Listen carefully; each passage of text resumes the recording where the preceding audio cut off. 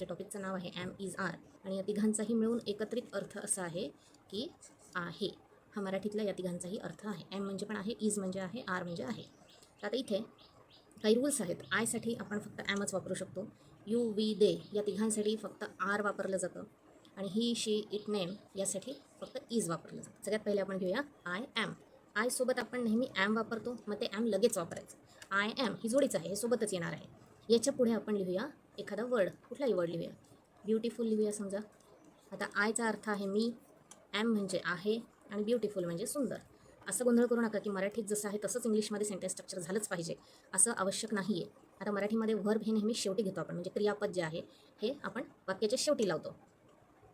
कर्ता सुरुवातीला असतो, वाक्याच्या शेवटी क्रियापद असतं.